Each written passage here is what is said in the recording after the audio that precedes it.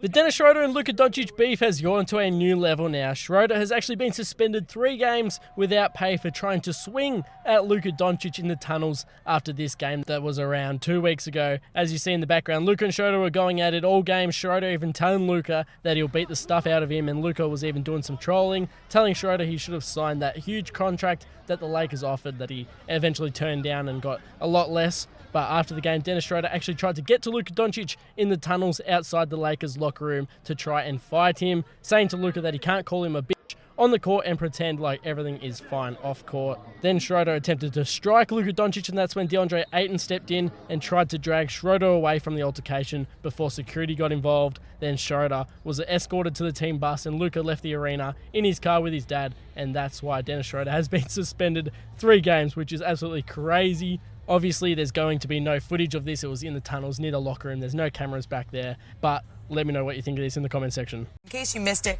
let's just go back to their matchup on December 28th. Why, you ask? Well, Kings guard Dennis Schroeder, Luka Doncic, they get into it here. You can see this is what happened on the court. But off the court, it escalated quickly because 40 minutes after the game, Schroeder confronted and attempted to strike Doncic. The NBA suspended him for 3 games here. So, Shams, this is all coming to light because of this suspension. What more can you tell us about what happened? Dennis Schroeder essentially camped out, waited for Luka Doncic in the back hallways of Crypto.com arena. And when he saw him and had somewhat of an alone moment, he confronted him and he attempted to swing on him, strike him with his hand. The league concluded that it was an attempt to, that he didn't actually strike Luka Doncic in the face, in the upper body area. So why did Dennis Schroeder go about this path? My understanding is Luka Doncic has been calling him the B word for the last few games, even going back to the offseason when they played each other in Olympic play. And so Dennis Schroeder's point is, listen, if you're going to call me the B word on the court, you have to expect that I'm not just going to take that lightly off the court, and I'm just not going to let that go like this never happened on the court. And we saw that take place. The 3 games suspension, no coincidence. It happened right before these 2 teams played. I'm sure there was video surveillance also reviewed by the NBA. Yeah, in no way, shape, or form am I saying that after the game you got to go after people. But when you start talking about the NBA, people forget these are grown men. People have kids. People got fathers, they got mamas. They not gonna let their loved ones just watch them allow you to stand over them as a man.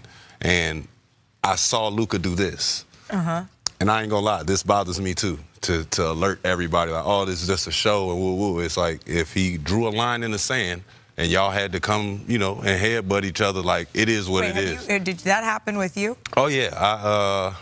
Yeah, it was actually when I was in Sacramento. Okay. Nicole, was it Yoke? No, it wasn't Yoke. It was Bogdanovich? Who are we talking about?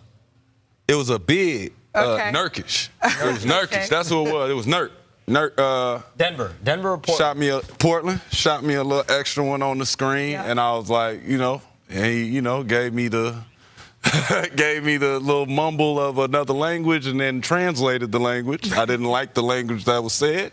I attempted to go to the locker room, never made it in there. Great job by NBA security, and I did not get suspended. So I believe it's called messing around and finding out. I will also say that when it comes to Luka and Schroeder, it goes back to international play because for Germany, where Schroeder's been awesome, MVP of the World Cup, MVP of Eurobasket, and Slovenia, they've played each other over the last couple summers in very high stakes game, which Germany has won, and Schroeder has let Luka know about it. Yeah. So I'm sure that was some of the undertones of what was happening in this game as well. What's up with those hallways at Crypto? A lot of things happening there. Secret tunnel. I love it. I love it because they keep saying that the NBA is getting soft. And Dennis Schroeder, responding to the post that he was suspended 3 games for attempting to strike Luka Doncic, commented under it saying, attempting with eyes and laughing face. Does this mean that he actually hit Luka, or does it mean that he didn't attempt? I don't know. Let me know what you think in the comments. It's not a forced turnover. It's not an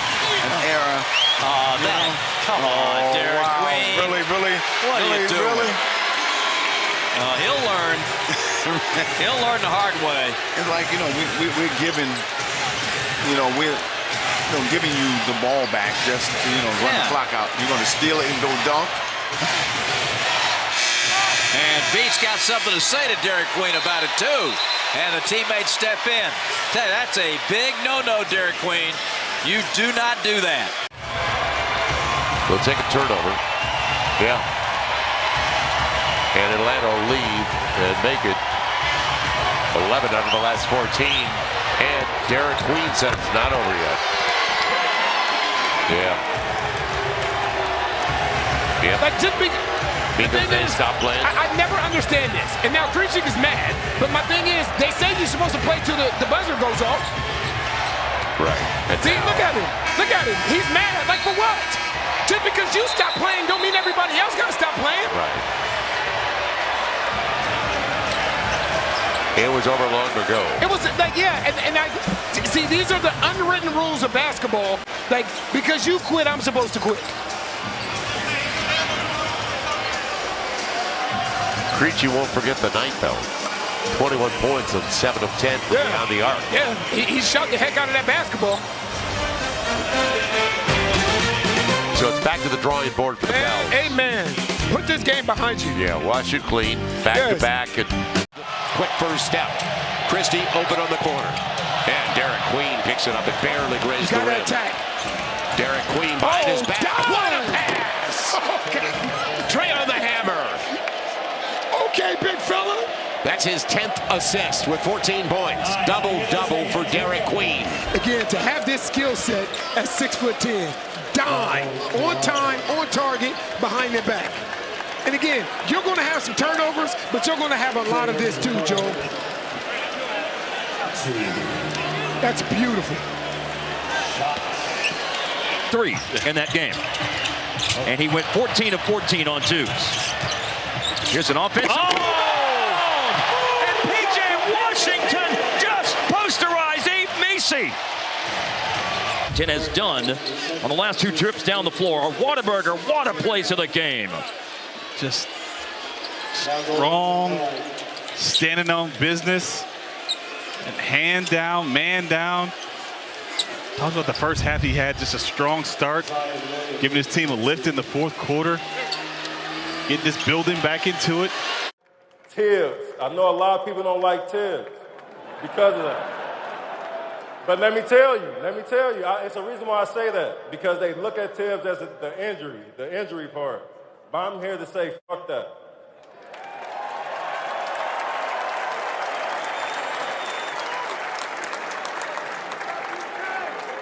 It's a reason why. Everything is meant to be, bro. If Tibbs was the first person coach, I swear, that made me feel special when we used to watch films. I used to do shit in games just to make sure that he saw on tape that between me and him, I picked that play. I know you saw that. I know you saw me read that play because he felt like he loved the game more than me, and which he don't. Tibbs, you may have went to Harvard. You may have did physics, but I showed you physics.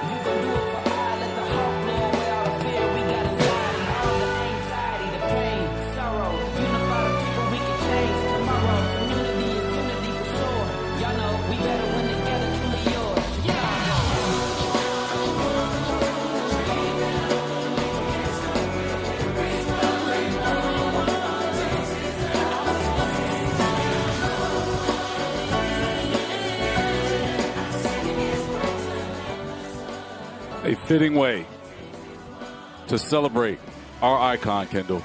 Derrick Rose, forever immortalized in not only Chicago Bulls history, but Chicago history, with that jersey being raised to the United Center rafters. The fifth jersey in 60 years of the Bulls franchise is now officially in the rafters. Absolutely, and you know, beautiful ceremony. Love the way that Derrick thanked everybody that had something to do with him rising to the top. And glad to see his brothers get to share this with him, his family, his wife, his kids, his mom, B.J. Armstrong, Arn Tellem, who was my agent as well. Get to share in this wondrous occasion. I mean, he's now immortalized as one of the best Chicago Bulls ever. No doubt, and you can never take it away. Mitchell double, skips it to Ellis, gets a good look, and hits another one. And it's a 5-point game. 3 big makes down the stretch. He's got 20 points. Shot clock inside of 10. Carter to De Silva. He'll put it up and hit again. What a night for Tristan De Silva. Some major hits from deep here in the final few minutes of the fourth. Harden to answer on the step back 3. 40 seconds to go. Mitchell gets a screen from Mobley. Oh, he drills a 3. What a shot by Mitchell. Bad pass by Bane.